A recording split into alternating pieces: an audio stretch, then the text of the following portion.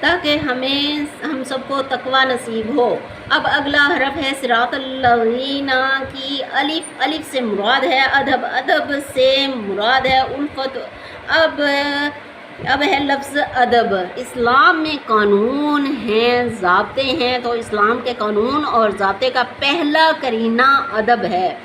وہ کہتے ہیں نا کہ با ادب با نصیب، بے ادب بے نصیب، اور یہی اصل حقیقت ہے کہ صراط الذین کی طا سے طب کا مطلب ہے شفا، اور روحانی طب کا معنی ہے روحانی بیماریوں کا علاج، اور روحانی طب سے بیماریوں سے نجات کے طریقے قرآن و سنت کی روشنی میں ایک نہایت اہم اور قابل غور موضوع ہے۔ آئیے اس کو اب میں تفصیل سے بیان کرتے ہیں۔ طب کے روحانی معنی کیا ہے؟ طب کا عمومی مطلب ہے علاج یا شفا۔ جسمانی بیماریوں کا علاج تو دوائیوں سے کیا جا سکتا ہے، لیکن روحانی بیماریاں دوائیوں سے نہیں جاتی۔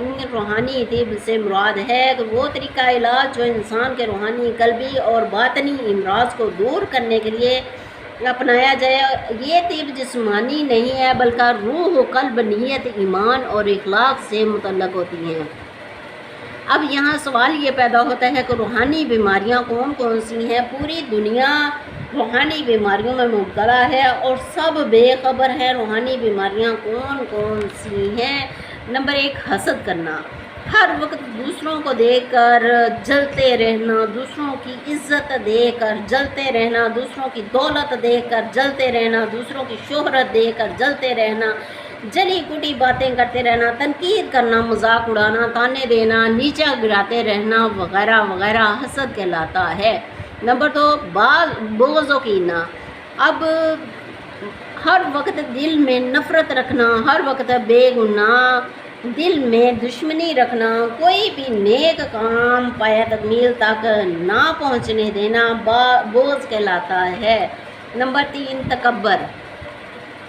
تکبر کرنا، میں نے یہ کیا کیا، وہ کیا کیا، دوسروں کو جلانے کے لیے فخر سے بتانا تکبر کہلاتا ہے۔ نفاق، میں نے یہ کیا، میں نے وہ کیا، میں نے وہ کیا، دوسروں کو جلاتے رہنا کہ فخر سے بتاتے رہنا تکبر کہلاتا ہے۔ نفاق، اسلامی تعلیمات کی روشنی میں منافقت ایک نہایت سنگین اور مذموم ہے، یعنی نہایت ہی گھٹیا پن اور گرا ہوا عمل ہے نفاق۔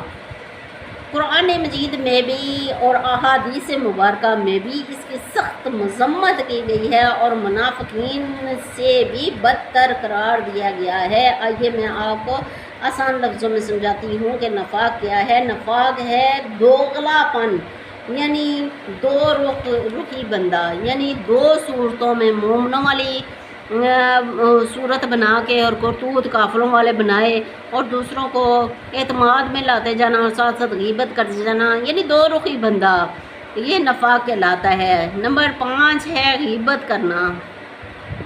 ایک اچھا انسان ہے، اس کی جان بوجھ کر برائیاں کرتے رہنا، اس میں عیب تلاش کرتے رہنا، اس میں عیب ڈھونڈتے رہنا، اس کی کمر کے پیچھے چغلیاں لگانا، شکایتیں لگا کر دوسروں کے دلوں میں نفرتیں ڈالنا غیبت کہلاتا ہے۔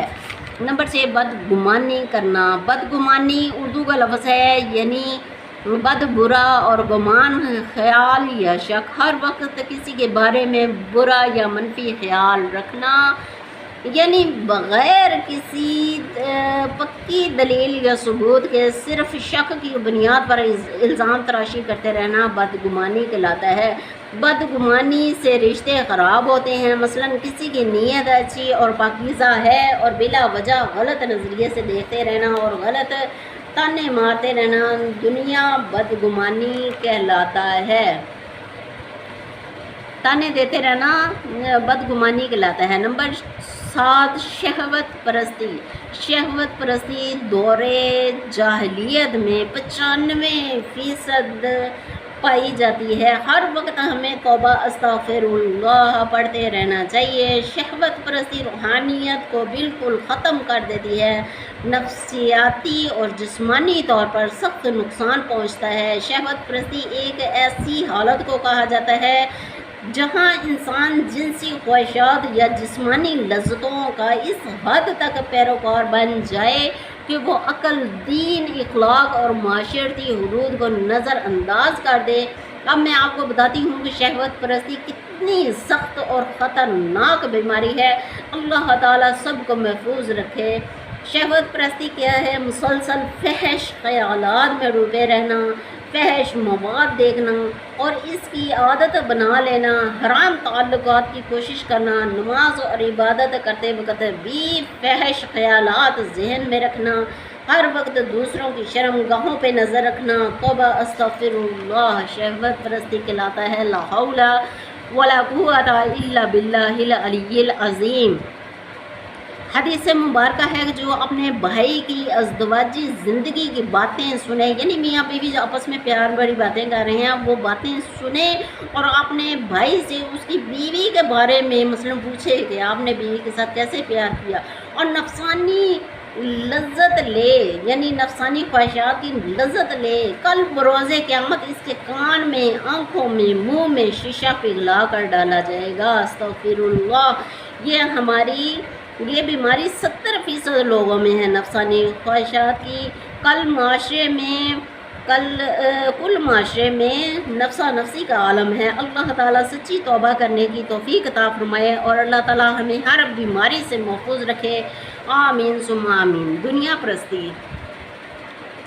نمبر 8 ہے دنیا پرستی۔ ہر وقت ذہن دنیا داری میں رکھنا، نماز اور قرآن مجید کی تلاوت بھی کرنا تو دنیا میں خیال رکھنا، نماز پڑھتے وقت وسوسے آنا، ہر وقت دولت کمانے کی فکر میں لگے رہنا، ہر وقت دنیا پرستی میں ڈوبے رہنا۔ اللہ تعالیٰ اس بیماری سے سب کو محفوظ رکھے۔ نمبر 9 وسوسے نہایت ہی سنگین بیماری ہے۔ یہ بظاہر تو چھوٹی دکھائی دیتی ہے، لیکن یہ پوری زندگی پر خیالات میں، شک میں، الجھنوں میں، فالتو سوچوں میں خطرناک اثرات پیدا کرتی ہے۔ عبادت میں وسوسے، نماز، وضو، روزہ، طہارت، نیت وغیرہ کے بارے میں بار بار شک کرنا، عقیدے میں وسوسہ، اللہ تعالیٰ اور اس کے رسول صلی اللہ علیہ وآلہ وسلم کے دین کے بارے میں ہر وقت شکوک و شبہات رکھنا، کفریہ خیالات آنا، معاشرتی وسوسے، لوگوں کی اچھی نیت پر بلا وجہ شک کرتے رہنا، لوگوں کی اچھی باتوں میں بھی غلط مطلب نکال کے نفسیاتی وسوسے کے طور پر پیش کرنا، غیر اخلاقی یا خوفناک خیالات آنا جیسے کسی کو نقصان پہنچانا یا خودکشی کرنا جیسے خیالات، وسوسے عبادات میں خلل ڈالتے ہیں۔ وسوسے خطرناک دماغی بیماری ہے۔ وسوسہ ہمیشہ شیطان کی طرف سے ہوتا ہے۔ الاعراف سورۃ مبارکہ میں ارشاد پاک ہے، جب شیطان کی طرف سے وسوسہ آئے تو اللہ تعالیٰ سے پناہ مانگو۔ انسان کو چاہے سارا دن بار بار اعوذ باللہ من الشیطان الرجیم پڑھتے رہیں، ہر وقت انسان پڑھتا رہے، سورۃ فلق اور سورۃ ناس صبح شام 3 مرتبہ پڑھ کر اپنے اوپر پھونکیں تاکہ روحانی وسوسوں سے نجات حاصل ہو۔ اب نمبر 2 ہے روحانی طب۔ روحانی بیماریوں کا علاج۔ روحانی طب میں علاج کا ذریعہ قرآن مجید پڑھنا، ذکر اذکار کرنا، دعا مانگنا، نبی کریم صلی اللہ علیہ وآلہ وسلم کی سنت پر عمل کرنا اور اللہ تعالیٰ کی طرف رجوع کرنا۔ اسی طرح روحانی بیماریوں کے لیے اللہ تعالیٰ قرآن مجید میں ارشاد فرمایا ہے، ترجمہ اس کا کچھ یوں ہے کہ ہم نے قرآن مجید میں وہ چیز نازل کی ہے جو ایمان والوں کے لیے شفا اور رحمت ہے۔ سورۃ بنی اسرائیل کی آیت مبارکہ سے صاف ظاہر ہے کہ قرآن مجید نہ صرف جسمانی بلکہ روحانی شفا بھی دیتا ہے۔ نمبر 3 قرآن و حدیث مبارکہ کی روشنی میں روحانی بیماریوں سے نجات کا طریقہ۔ نمبر 1 توبہ اور استغفر اللہ۔ سورۃ بقرہ میں ارشاد پاک ہے کہ اللہ تعالیٰ توبہ کرنے والوں کو پسند فرماتا ہے۔ نمبر 2 ذکر اللہ۔ دلوں کا سکون صرف اللہ تعالیٰ کے ذکر میں ہے۔ کچھ نہ کچھ ضرور پڑھتے رہنا چاہیے سارا دن، مثلا پہلا کلمہ پڑھتے رہیں، سبحان اللہ پڑھتے رہیں، الحمدللہ پڑھتے رہیں، اللہ اکبر پڑھتے رہیں، استغفر اللہ پڑھتے رہیں، حسبی اللہ پڑھتے رہیں، پہلا کلمہ پڑھتے رہیں، اللہ تعالیٰ کو محبوب عمل ہے۔ اور بھی بہت سے چھوٹے چھوٹے ذکر اذکار ہیں جو ہر وقت درود پاک پڑھتے رہیں، ہر وقت ذکر اذکار کرتے رہنا چاہیے تاکہ روحانی بیماریوں کا علاج ہوتا رہے اور اللہ تعالیٰ کی محبت بھی بڑھتی رہے۔ یہ تمام چھوٹے چھوٹے ذکر اذکار دلوں کے زنگ کو صاف کرتے ہیں اور وسوسوں کو دور کرتے ہیں اور روحانی قوت کو بڑھاتے ہیں۔ نمبر 3، نماز بھی ہے یہ اور برائی سے روکتی ہے، نماز دل کو منور کرتی ہے، نماز روح کو طاقت دیتی ہے۔ نمبر 4، تلاوت قرآن مجید، روزانہ تلاوت قرآن مجید باقاعدگی سے کیا کریں، خصوصاً ان صورتوں کو روزانہ پڑھیں جو تزکیہ نفس سے متعلق ہیں، مثلاً سورۃ شمس پڑھیں، سورۃ عصر پڑھیں، سورۃ فلق پڑھیں، سورۃ الناس پڑھیں، سورۃ فاتحہ پڑھیں۔ یہ صورتیں روحانی حفاظت کے لیے 100 مرتبہ بھی پڑھ سکتے ہیں آپ روزانہ، اور یہ سب صورتیں روحانی طاقت کو بڑھاتی ہیں۔ نمبر 5، دعا۔ نبی کریم صلی اللہ علیہ وسلم نے فرمایا ہے دعائیں روحانی امراض کے لیے شفا ہیں۔ صحیح مسلم شریف میں ارشاد ہوتا ہے، اے اللہ میرے نفس کو تقوی عطا فرما اور اسے پاک کر دے، بے شک تو ہی بہترین پاک کرنے والا ہے۔